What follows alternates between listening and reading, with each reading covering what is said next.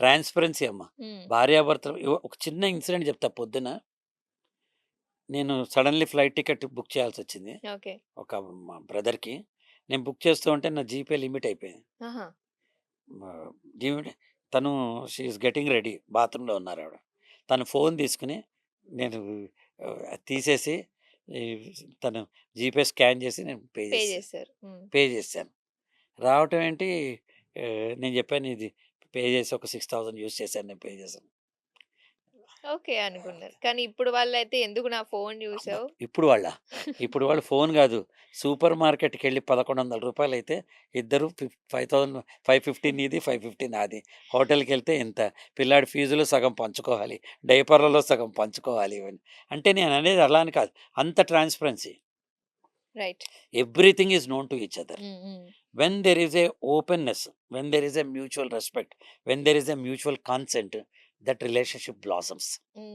ఈ రోజులలో 5 minutes time దొరికి కూర్చొని మాట్లాడడానికి కూడా ఆలోచిస్తూ ఉంటారు. మరి మీరంత బిజీగా ఉండేవాళ్ళు.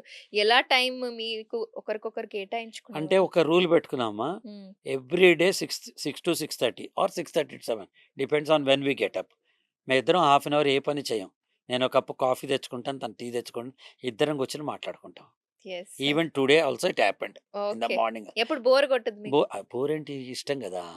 ఓకే. బోర్ ఎందుకు అవుతుంది? డేటింగ్‌కెళ్తే బోర్ కొడుతుందా?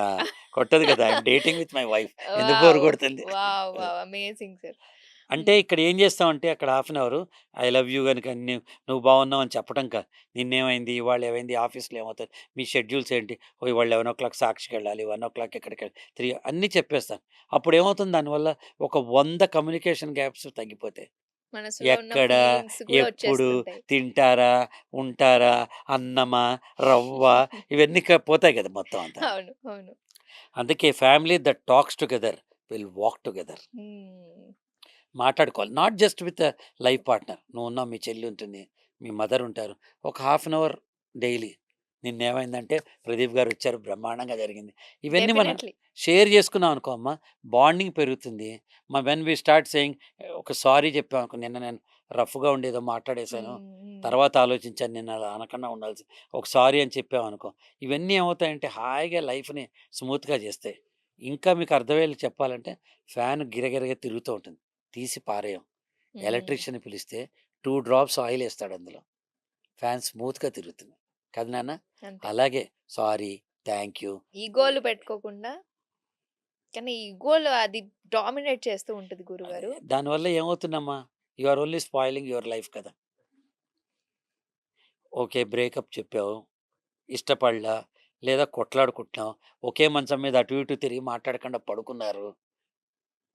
ఎంత హెవీ హార్ట్ ఉంటుంది. అరిచేసుకో, తిట్టేసుకో, కొరికేసుకో, ఏమన్నా జెయి. 5 నిమిషాలే సారీ కాఫీ తాగుతావా అని చెప్పు. నార్మల్సీ వచ్చేస్తుంది కదా! దోస్త్ అంటారు.